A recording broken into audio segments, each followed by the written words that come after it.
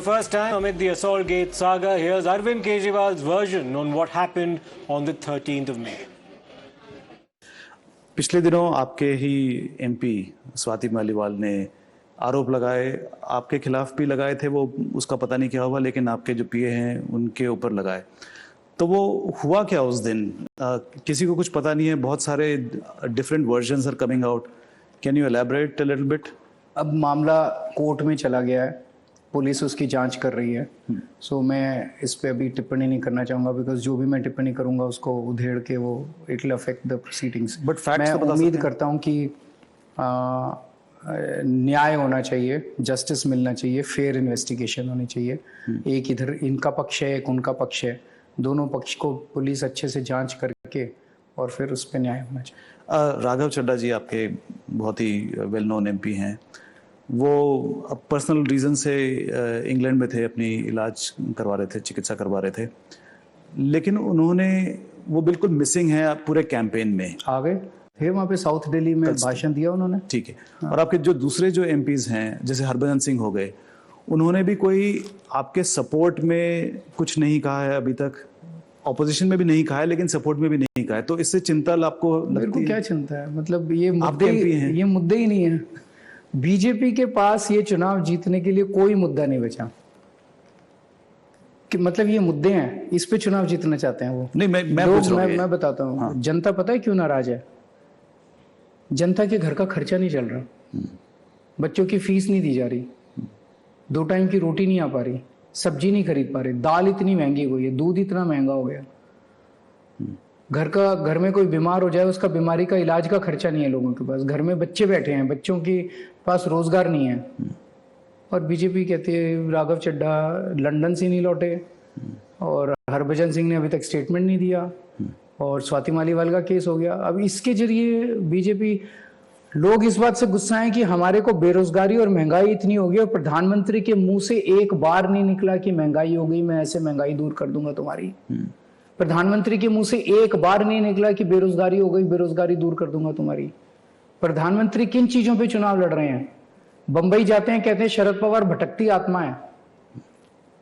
बंबई जाते हैं, कहते हैं उद्धव ठाकरे अपने पिताजी की नकली संतान है। इस पे चुनाव लड़ेंगे? इससे लोगों का भला होगा? इससे लोगों को समाधान मिलेगा? लोग प्रधानमंत्री को देखते हैं कि हमारी समस्याओं का समाधान करेंगे, लोग तो गाली देते, प्रधानमंत्री जी तो गाली देते घूम रहे हैं लोगों को, कह रहे हैं इंडिया गठबंधन आ गया तो तुम्हारे मंगलसूत्र छीन लेगा। ये क्या है? ये मुद्दे हैं। अभी हाल ही में आपने 10 गारंटियों की बात की, उसमें फ्री एजुकेशन है, हेल्थ सर्विसेज है, और आपने कहा है कि ये अगर इंडिया ब्लॉक आती है तो ये आप 10 गारंटीज पूरी करेंगे।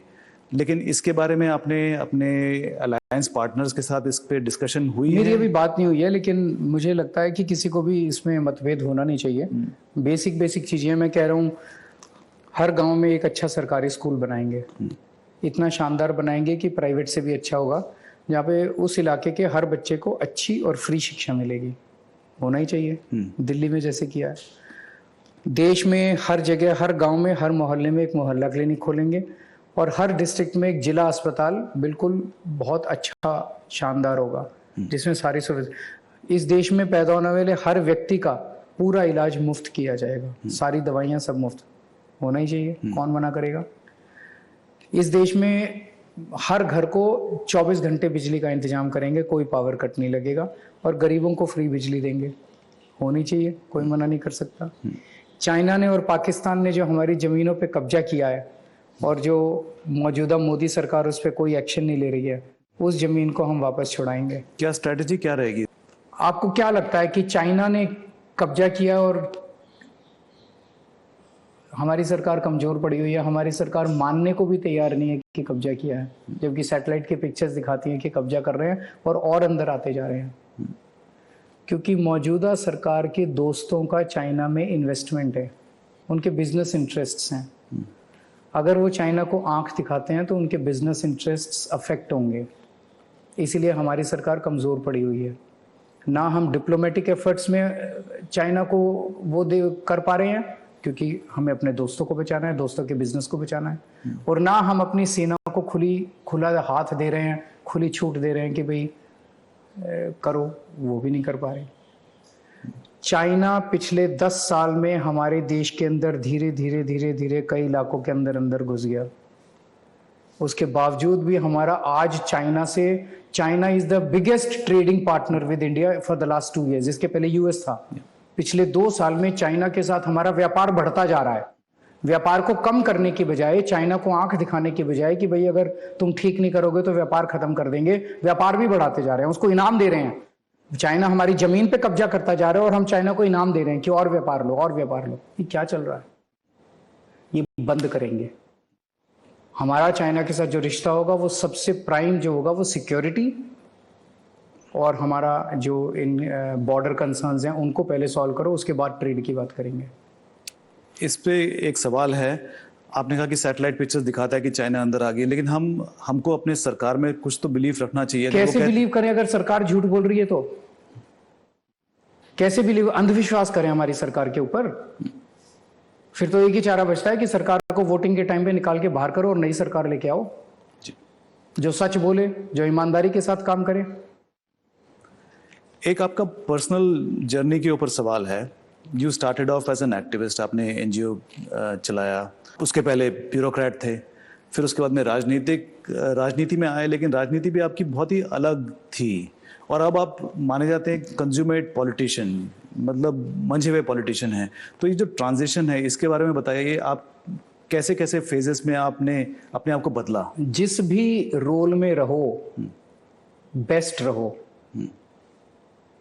तो अब पॉलिटिशियन है तो पॉलिटिशियन का ही रोल अदा करेंगे।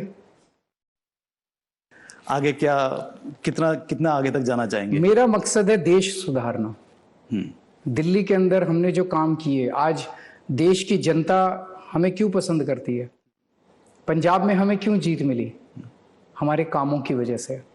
दिल्ली के हमारे काम, स्कूल, अस्पताल, बिजली, पानी, सड़क, नाली, खड़ंजे, इसकी वजह से हमें सब लोग पसंद करते हैं। ये कामों की महक जो है वो पूरे देश में फैल गई है। इसीलिए हमें पंजाब में सफलता मिली, इसीलिए हमें इतना बड़ा वोट शेयर मिला गुजरात के अंदर, गोवा के अंदर, केवल हमारे कामों की वजह से। हमारे कामों से डरते हैं ये लोग। जो काम हम कर रहे हैं वो काम वो कर ही नहीं सकते, उनके बस की बात नहीं है।